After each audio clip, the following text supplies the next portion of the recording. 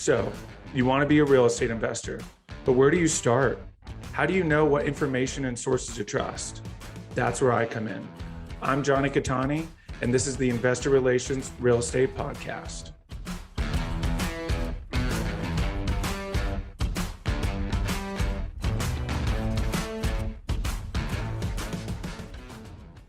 Hey guys, real quick, before we start, go to investwithkatani.com and download my free ebook, Is Commercial Real Estate Recession Proof? Now to today's show. What's up, guys, and welcome to another episode of the Investor Relations Real Estate Podcast. I'm your host, Jonny Catani, and I'm joined today by Liam Martin. Liam Martin from Time Doctor, a leading remote time tracking tool, and Running Remote, the largest conference on remote work. He's recently written a book on what almost everyone got wrong when the world went remote during the pandemic, and we're excited to see what he has to say. Liam, welcome to the show. Thanks for having me, Jonathan. By the way, that was the best one-liner intro of the book I think I've ever heard, and I've been on like 407 of these so far, getting up to 500 for the end of August. So thank you very much. Absolutely. Well, I appreciate that very much. That's why I enjoy live intros. You know, you kind of get that organic reaction, and it makes it a lot of fun. So very excited for today's conversation because we are having an off-camera conversation. I've hired a VA. I know almost everyone in my network who's doing what I'm doing at least has a VA. So this will be awesome to talk about. But take us back to, kind of the beginning. What were you doing before, and what led you to, Time Doctor and Running Remote and all of that? Sure. So that started almost 20 years ago, which is kind of crazy thinking about that. But I was teaching a course at McGill University, which is in Montreal, Canada. And for those of you that don't know, if you're in graduate school, generally you're the one that's actually teaching the first and second year classes. So I was teaching those, had 300 students, ended up with less than 200 and the worst academic reviews in the history of the department, which was not very good. The department had been up and running for about 135 years, so it was not very good. I remember walking in my supervisor's office and I said, I don't think I'm very good at this. And he said, no, you are not. And then I said, okay, so what do you think I should be doing with myself? And he said, well, you got to get good at this teaching thing over the next 10 to 20 years if you want to actually do something in academia. And 6 weeks later, I threw a master's thesis under his door and I was out into the real world. And that's where I actually started my first online remote business, which was an online tutoring business. So grew that to a couple dozen tutors throughout North America and Europe. And that's where I ended up actually basically coming up against another brick wall, which was the inability to be able to measure how long a student worked with a tutor. So I'd bill a student for 10 hours. The tutor would come back and say, or the student would come back and say, hey, I only worked with him for 5. I'd go to the tutor and say, did you work for 5 or 10? He'd say, I billed you for 10. I'd end up having to refund the student for 5 hours and pay the tutor the full 10 hours. This was really destroying the business. And then I ended up connecting with my now co-founder, Rob Rawson, and he had this really early alpha of a tool called Time Doctor, which could allow you to solve that problem very quickly and easily. So that was Time Doctor. Time Doctor's been up and running for about 12 years. We built a couple other products. And the biggest one of mention is Running Remote, which is the largest conference on remote work. And that actually led to basically February of 2020, where the proverbial SHIT hit the fan. We had 4% of the US workforce that was working remotely before the pandemic. And after the pandemic, it literally 1 month later, it was 45% of the US workforce. That is the biggest shift in work since the Industrial Revolution. The Industrial Revolution took about 80 years to do, and we did that in March. Right now, we're sitting at about 33% of the US workforce working remotely, and less than 10% of that workforce is working remotely due to the pandemic. So about 90% are kind of like premeditated remote work by choice. So these workers are not going to go back to the office. We're probably going to sit around 30-ish% of the US workforce working remotely moving forward from 4%.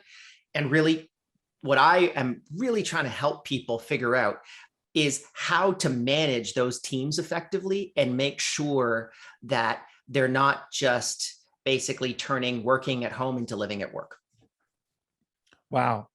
Very fascinating. That's incredible. I didn't realize it was that low of a number initially. And I know even kind of throughout the pandemic, as companies talked about what it would look like when we come out of it, a lot of people were very set on, we're coming back to the office. But just from my perspective, it feels like enough employees were like, well, then we're gone. That the shift has kind of happened to where employees now have the choice to a certain degree. And some people I think do enjoy actually going into the physical office, so that they don't feel like they're, living in their work. So kind of talk about what that looks like and how you're helping kind of coach that. Well, so I think it perfectly connects back to the terminology that was used during the pandemic, which is work from home. Remote work is really not work from home. Remote work from home is, there's a scary virus outside that may or may not kill me. I'm locked inside my house with people that I may or may not like, and I've got to figure out how to make it work.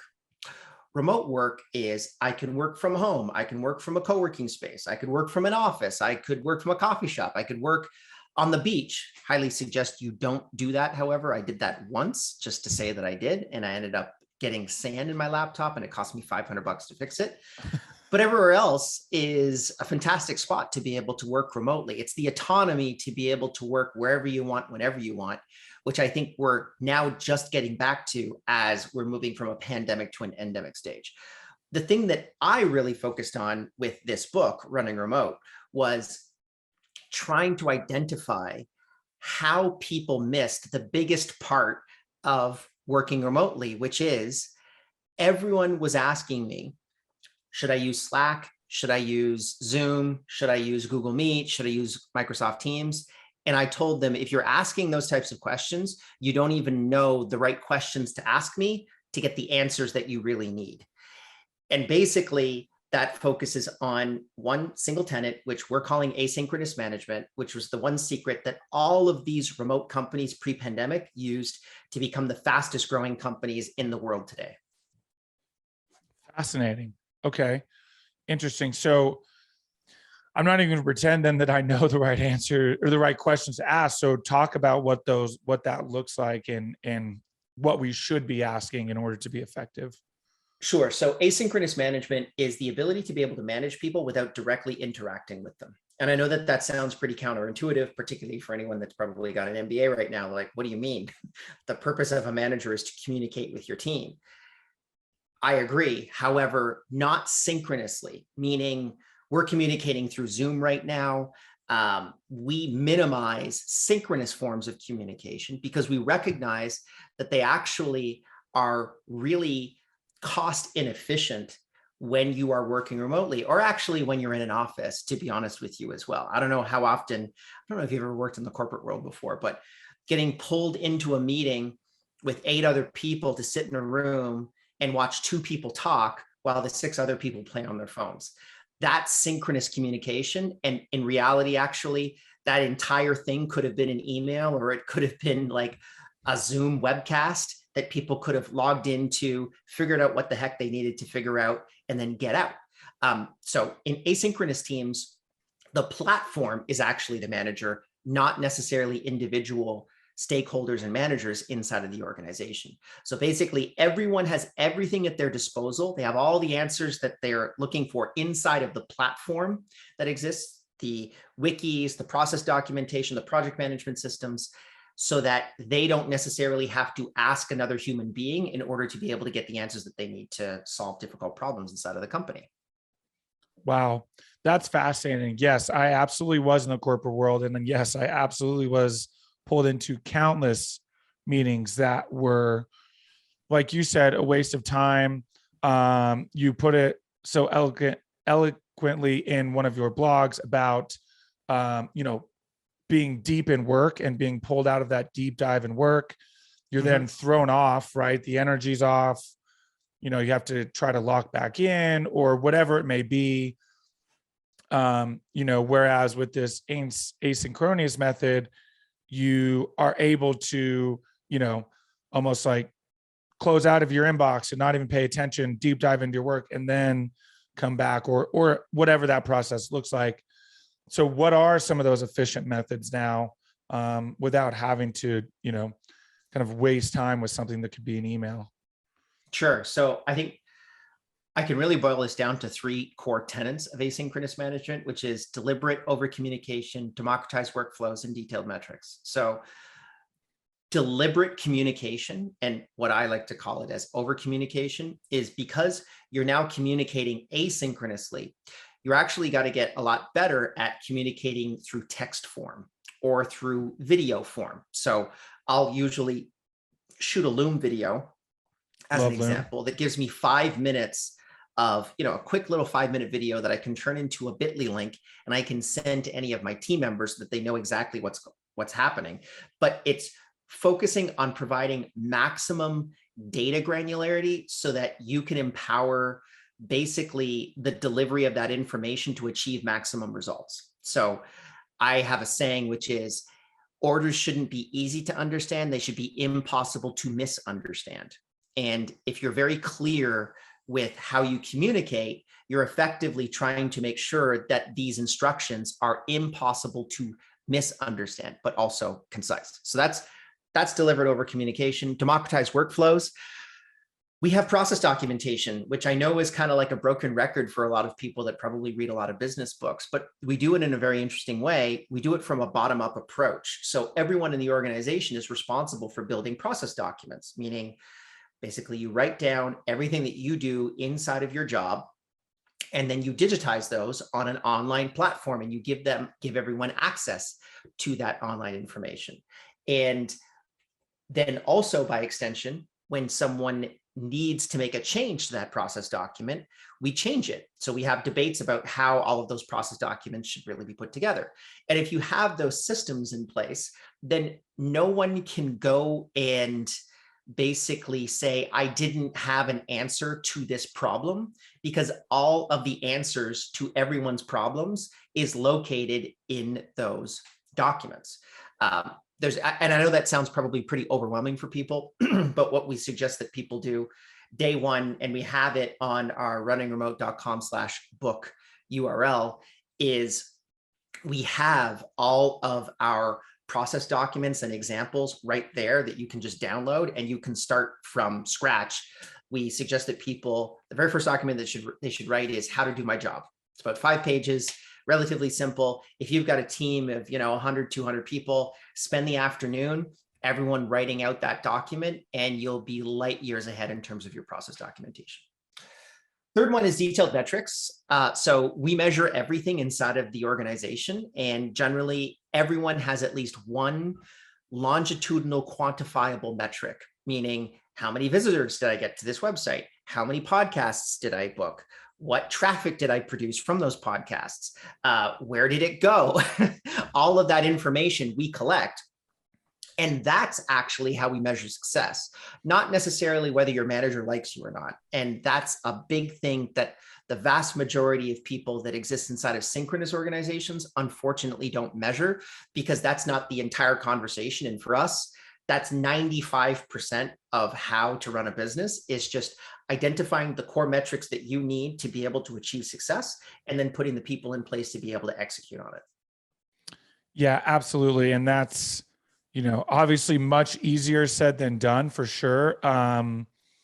But yes, it is actually like that, which is fascinating to see as we kind of move into this era that we're moving into, or in your case, you've been involved for a long time, but for someone like me, right, to kind of, for instance, my podcast, right, I just press play, record, boom, but what's happening in the background is an entire process that I put people in place for, right? Producer then produces it, sends it, makes the snippets. My VA then takes the snippets, puts them into templates. We schedule social media. I then have a social media team, right? And then it's this harmonious cycle that happens, and then that allows me to move on and then find a new system, and so on and so forth. But in that process, I had to hire a VA. And one thing that I love about Upwork is, like you mentioned, I can track these KPIs, and everything she's doing is literally screenshotted, and I can literally watch and see what she's doing and make sure that she's being as effective and efficient as possible without having to interrupt. which Sure. is really what's great and where we're headed, I think, and kind of the point, right, of this asynchronous management style is not having to actually interrupt, but ultimately, if you find something, make your 5-minute Loom video. Hey, I noticed you're doing this.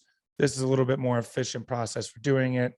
And then, you kind of move forward. So kind of talk Yes. about using some of these hiring VAs, kind of using some of these hiring platforms to hire people and how to do it effectively.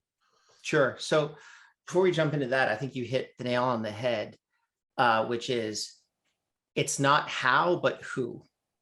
And unfortunately, at the beginning of people's entrepreneurial journeys, they don't have the money for who. They unfortunately have to focus on how. How am I going to solve this problem? How am I going to build this website? How am I going to book this podcast, as an example? But as you start to get more resources, then you have to switch to a who situation, which is who is going to build this website? Who is going to book this podcast for me?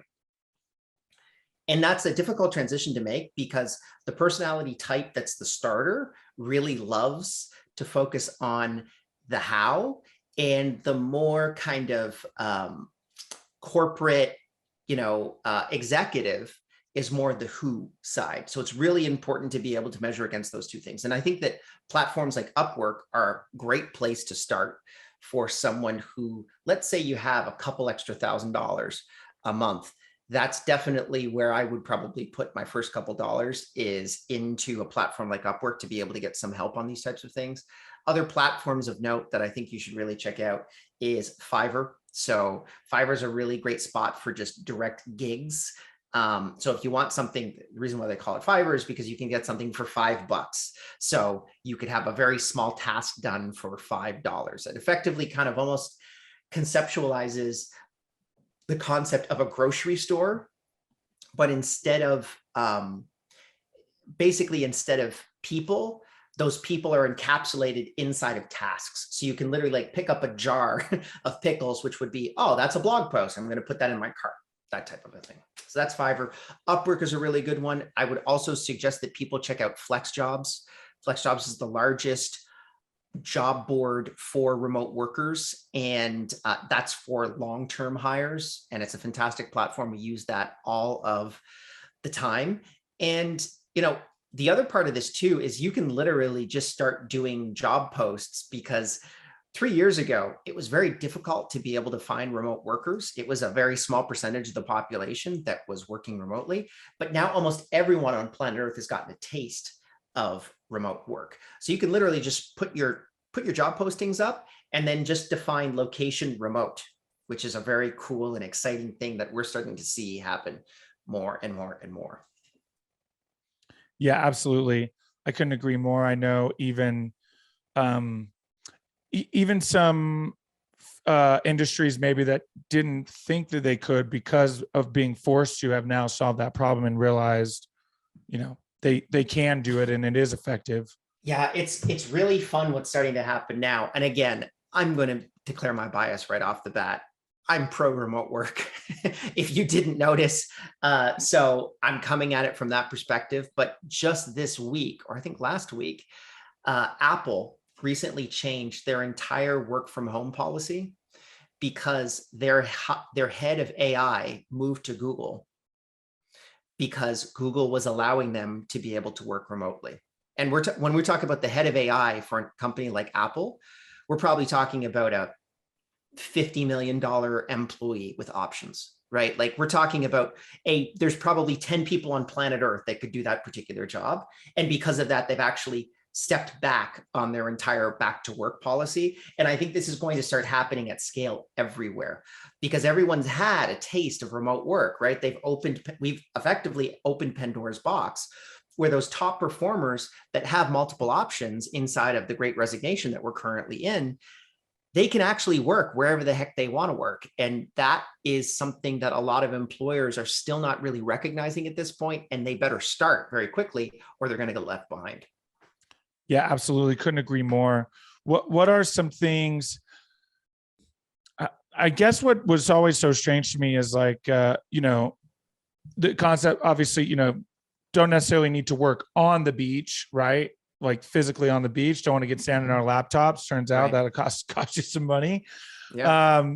But in terms of, like actually being able to work everywhere, what were the misconceptions there and why that's really changing? Boy, that's a hard one because I've done that for a very long time. So I like to call myself a slow mad. So comes from the terminology digital nomad, and probably a lot of your listeners already know what those people are, but basically they're people that work from their laptops, but they travel the world while they are able to work. And I'm a slow mad. So that means around January, I live in Canada.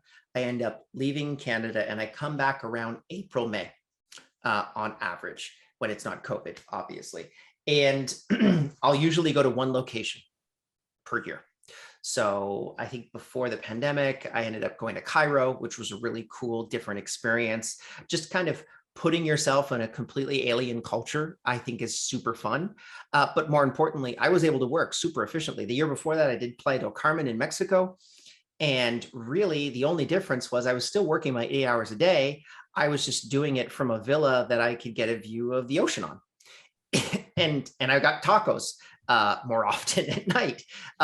And it really provides a fantastic lifestyle addition to, being stuck inside of those gray boxes that everyone has been stuck inside of for the vast majority of the 20th century, which I think I talk about this a lot in the book, how the actual concept of an office is relatively new. It only started around the 1880s as a concept. The majority of people actually worked from home before that point, and then they met up for particular issues that they needed to address if they worked inside of an organization. Now, I think we're actually returning to that state, which is, I think, a much more human way to work. Yeah, I could not agree more. You see it over in places like Europe, right, where they are taking, entire months off. It's almost like organization wide, right? They just stop working. There's a lot more balance over there, a lot more focus on, what you're doing outside of work and taking care of yourself outside of work. Where in the US, we're like exact opposite. It's like, okay, you're going to literally grind. And then when you're almost dead, you can stop and then, live your life and hopefully enjoy it. And it's like, well, what about everything in between? And finally, we're starting to realize there is all this in between, and you can still be effective and live in Cairo or live in Playa or wherever it may be. Maybe you just want to work out of your house, whatever it is. I think also too, people need to choose their energy. Like they need to make some lifestyle choices. So, and probably a lot of people that are listening to this podcast know a thing or two about real estate investing, right? And if you're able to invest in a bunch of properties, you're probably at a state now where you've got at least some level of passive income. And the question that I would pose to the vast majority of those people would be, do you want to build an extra property per year, or do you want to start living a much more enjoyable life, right? Do you want to double the amount of free time that you have, or do you want to make an extra $3,000 a month passive? There's probably a lot of people that will choose the extra $3,000 a month passive. I will not. I would much rather be able to go to Cairo or to Playa del Carmen or to Costa Rica or to Bali or to Barcelona and have a much more enjoyable life that's a little bit slower, right? I love the hustle as much as anyone else, but at the end of the day, you have to kind of recognize, why am I doing this? Am I doing this to be able to burn myself out where at 70, I can finally go to, where am I going next week? I'm going to Lisbon, where I can finally go to Lisbon and enjoy myself for a month or two before I die? Or do you want to do it now? And the crazy thing is that you can do it right now. It's just going to cost you a little bit of money up front. Absolutely. So let's kind of switch the perspective, and instead of, coming from the standpoint of the employer and hiring and effective hiring, what's an effective way for those that maybe aren't nomadic yet and really want to get into that, or, at least in terms of being remote and fully remote, what are some effective ways to A, kind of set yourself up for that, and B, find an employer that, you can still kind of fulfills everything for you from, monetary and that kind of thing, but allows us that freedom. So we're seeing a huge shift in that sense as well for location independent employment. And there were kind of three major stages of digital nomadism. Stage one was mostly just computer engineers. And this was 15 years ago. So because computer engineers required not much synchronous communication, they effectively communicated through text and through code, they could work asynchronously much more efficiently than any other group. So that was the first group, and the salaries there were quite good. You could easily make 100 grand plus a year as an engineer, but you could be working out of Bali, as an example. The second stage was what I like to call kind of like the Instagram stage of digital nomadism. So a lot more of the showing you the lifestyle of being a digital nomad. And to be honest with you, I was relatively frustrated with that stage, because the average income of a digital nomad during that time was $15,000. So not that much, actually. And however, they would communicate something completely different on Instagram. And then the third stage, which I think we're in now. So pre-pandemic, 5 million digital nomads approximately on planet Earth. And post-pandemic, right now, we're at about 50 million digital nomads. So a massive increase. And it's projected to probably be about 250 million people within the next 5 years. They are what I like to call lovingly the rich, dumb nomads, which are just getting into the game and they don't recognize all of these amazing opportunities. I had a friend of mine that worked for a very large technology company. He makes hundreds of thousands of dollars per year. And he lives in San Francisco for a very large tech company where he works. And he asked me, so how much is it to be able to get a place in Bali? I said, about $2,000. You can get like a 4-bedroom with like a house cleaner. And he said, $2,000. I'm paying $11,000 for my 2-bedroom in the city. And next week he was out, he was gone. And he's actually now moved to Medellin because he actually has to fly back to San Francisco once a month in order to check in to make sure that he's tax compliant with the state of California. But he loves remote work and digital nomadism so much that he basically flies in every single month to be able to keep his lifestyle up and running. And the funny thing is that he's saving tens of thousands of dollars per year by not being in San Francisco. So that's what I'm talking about when I'm talking about these rich, dumb nomads, these people that were historically tied to a certain place because their work was there. And now that they can take their work with them, it's going to completely change the way that international travel works. It's going to change a lot of developing countries because that talent is now actually going to be in those locations and not really focused in San Francisco. I think that San Francisco is probably going to be the last kind of intellectual diamond on the mount type of city, right? You had Berlin, you had Rome, you had Florence, you had London, you had all of these cities where for at least one point in history, they were the absolute top in terms of places to go to get access to intellectual information. And I think that that's now going to be digital, which is a very, very exciting time and something that I think shouldn't necessarily be kind of thrown to the wayside, because if you're someone that's thinking about getting those jobs right now, you need to start to think about the digital version of San Francisco and not necessarily the physical version of San Francisco. Wow. That's really, really great insight. And that's awesome that as soon as you told him about that, he's like, all right, see ya. Yeah, he left like the next week. I was kind of blown away. I was like, you left? He's like, yeah, I'm gone. And that's another interesting factoid about remote work is, and this data point I think came out about 3 months ago, that about 30% of the people that were given remote work agreements during the pandemic have now moved away from the location where that office is located. So 30% of that labor just moved, right? And so what are the implications of that? Like, I'm sure probably you're doing a lot of commercial real estate investment, Yep. a lot of office space investment. Well, where would I redirect those funds? Maybe I wouldn't necessarily direct them towards that. Probably to me, the growth industry would be co-working spaces. Because those people are actually going to want a place to be able to hang out that's not necessarily their home or basically their corporate office, but they're going to want an office to be able to interact with quote unquote coworkers that maybe don't necessarily work inside of their company. There's going to be a huge need for that. I'm already seeing it during the pandemic. I bought a co-working space. I was that excited about it.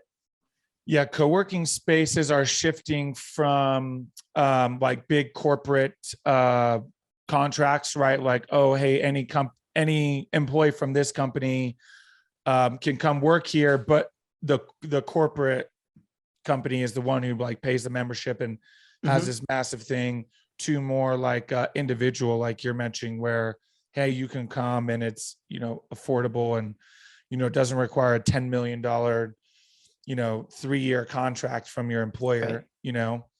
Well, So and it's the other thing that's interesting is if you look at any new condo development that's probably above 20 stories right now, I could guarantee you 90% of them have a co-working inside of that new condo development. That's the changing tide that you're starting to see, which is, and actually, I think that that creates a much more interesting form of community, because the people that are in that building then can create connections on a completely new level, which is, oh, well, you know, John up on the 10th floor works for Apple and I'm on the 8th floor and I work for Google, and we're both going to go down to the 2nd floor and hang out at our co-working space.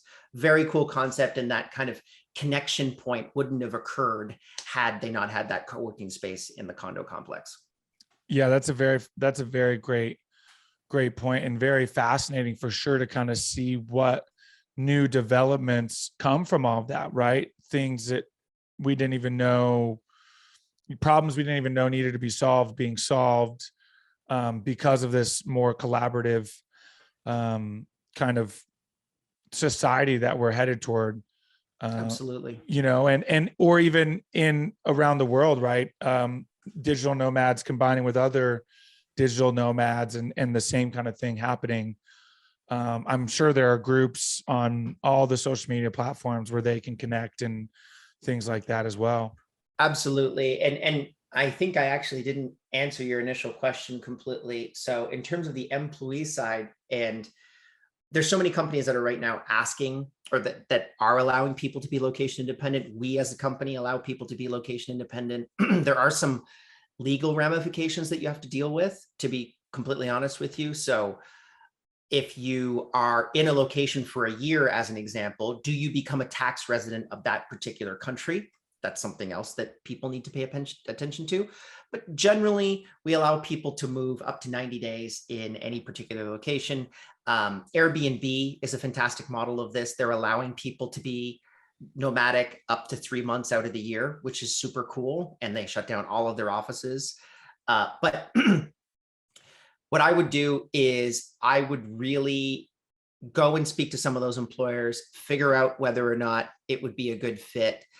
Particularly if you're an A player, they will generally adapt towards you. That's the beauty of the new of the new work reality is, I'm laughing because I'm on the other side of that, which is, oh, okay, I guess I just got to bend over and you do whatever the hell you need to do to be able to get that person in the door, because it's become so much more competitive. Because now the opportunity of, let's say, a really top performer in New York, well, he would only have access to other employers in New York, but now this guy has access to employers all over the world. And it's shifted very, very quickly. And that's the reality, is that as an employee, you've probably had the highest level of power, man, since work has existed. Yeah, because you can that just go anywhere you want to absolutely. go. Yep. And like all of these employers are at your fingertips. So And it's a name very your exciting time. price. Yeah, exactly. I mean, I've had people, well, I'll name them directly because I'm super frustrated.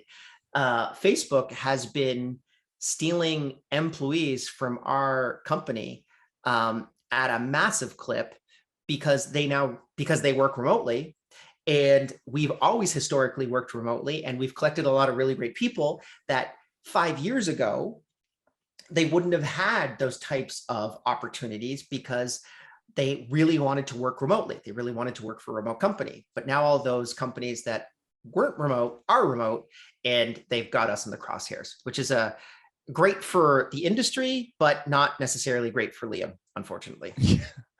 Wow, that's fascinating. Very, very interesting. And I didn't even think about that. The companies that are, like you said, were remote, gave that opportunity, and now people have access to so much more.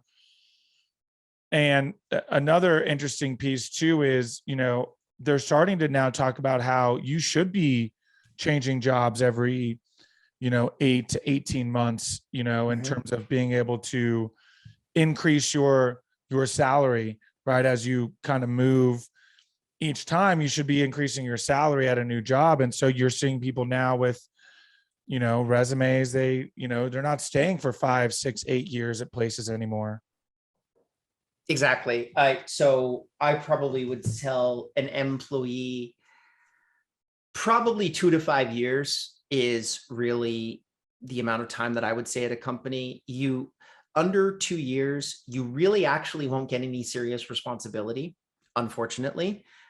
More than 5 years, you've probably extracted the maximum amount of responsibility that you're going to gain. And you're going to have to kind of jump laterally from company to company, as opposed to sticking in that company for 10, 15 years. It is easier, but you're definitely missing some income opportunities there. Absolutely. Love that perspective. Awesome. Well, as we kind of wrap up here, I do have 5 questions I ask all of my guests. It's the final 5. So we'll jump to those. First question, best advice you've gotten from a mentor? Competition is stupid. Always figure out an industry or a vertical where there's as little competition as humanly possible, because competition basically is a war of attrition that results in everyone losing. Fascinating. Okay. Very fascinating. I can give you an example actually that connects please to this. do. So there is and actually Uber Freight just locked this entire space up, but I have a friend of mine that ended up building a company that was looking at the transport truck industry. And there were four major players in the transport truck industry. And the way that it worked is you would go in, if you were a transport truck operator, you would have a load from A to B, and then you would talk to that one of those 4 companies to get a load to go from B to A. And sometimes that wouldn't necessarily happen, in which you would have to run an empty load, which is really problematic for you. So these companies were taking about 30% margin. And all that my friend did was he basically just turned that into an app that was then bought by Uber Freight. So now there's one company, Uber Freight, and they literally just log onto their phone. It's a 10% flat fee for everything, and they just move product. And it allowed them to effectively replace a massive industry where it was an industry that was undisrupted, very low level of competition. There were these 4 companies that had set themselves up in the market, and they were locked into the market. So what I would do is go into the most boring industry that you can possibly find. Something like farming is a great spot. Not many tech bros go into farming, as an example. Start yourself up a farming business that disrupts the farming industry, and you will probably make much more money than building the next Facebook or Instagram. Wow. Very fascinating perspective. I appreciate that. Yeah, that's wow, that's a great point for sure. Yeah, trucking is a fascinating industry. Cool. What is it about your career that makes you feel like you're fulfilling your why? I recently aired a short about my friend Fahid, who is a man who has muscular dystrophy that lives in Dhaka in Bangladesh. And he is a top 5 designer, or was a top 5 designer on Upwork and on Fiverr, but he can only move his hand. And to me, that's incredibly exciting to be able to see those types of stories very clearly show that it's proof of work that's important, not necessarily the wrapper that you have around your work. And remote work is the best vehicle I've found to deliver that type of value to the market. And whenever I watch something like that, it really just juices up my why, which is generally trying to help the world's transition towards remote work. Awesome. I love that. That's incredible. So the question is favorite non-real estate or investment related book. So any like self-help or anything like that. 0 to 1 by Peter Thiel, which is actually kind of connected to the first question that you asked me. So 0 to 1 is a great way to figure out how to start a business, but more importantly, how to dominate an industry. And he gives you the specific tools on how to be able to execute on that. Another honorable mention, by the way, is Radical Candor by Kim Scott, who is really kind of a sister book to Running Remote, because for us, the ability to be able to give effective feedback asynchronously, there's no better book than Kim Scott's Radical Candor. Noted. Added those to the list. I appreciate that. If you could have any superpower, what would it be? I think time travel. That would probably be awesome because I could figure out the answers to everything. And I'm just super curious. Like, I'd love to be able to go 10,000 years in the future and figure out what the heck is going on, and then go 10,000 years back and figure out what happened. Yeah, absolutely. That would be fascinating. Cool. Last one. What's the best way for people to get a hold of you and learn more? Best way would probably be our YouTube channel, youtube.com/running remote. We have all of our talks up there for free. And anyone that is interested in basically getting a masterclass on remote work can go check out that channel. Other than that, I think just go to our main website, runningremote.com, and all of my contact information is there, all my social media, all that kind of stuff. And also, obviously, the book, which I would love for people to be able to check out. Again, if you're even in any way, I think asynchronous management is one of those things that people have told me after I've jumped off of a podcast. They're like, there's no way I would do that. There's no way I would run a business that way. And it's not like an either or. I think if you can become a little bit more asynchronous, it's actually really going to help you achieve the freedom that you want to achieve in your life. And if you're listening to a podcast like this, you probably are trying to be able to get to that same place. And it's not just about how many zeros you have in your bank account, it's whether or not you can enjoy those zeros in your bank account. And I think asynchronous management is one of the best vehicles in order to be able to execute on that. Gosh, I could not agree more, because what people get away from is that on the other side of that is also a manager who has to take their time, right? So it's everybody's time is being filled with being managed in a sense, right? Where when you switch this, you can then have someone who isn't just a manager, right? Like, so many companies have just someone who really what they're doing is just managing a team, where on the other side, you can have someone who has a dual purpose, right? Sure, they oversee, maybe check KPIs, different metrics, whatever, make sure their team's doing something, but ultimately they can also add more value by, whether they're doing sales or marketing or whatever it may be. So very much a proponent of that. So Liam, thank you so much for all of your time and your perspective. Really, really appreciate it. Thanks for having me. Absolutely. Hey guys, thank you so much for watching today's episode. I hope you really enjoyed it. Listen, I know it's cliche and you hear it all the time, but please don't forget to like and subscribe to the channel so you know when the next video is coming out. Even though this is technically a daily podcast, you know it's coming out the next day. We have a ton of content coming your way. So please like and subscribe. It helps a ton. Leave comments. Would love to know what you guys think. And we will see you on the next one. Thanks so much.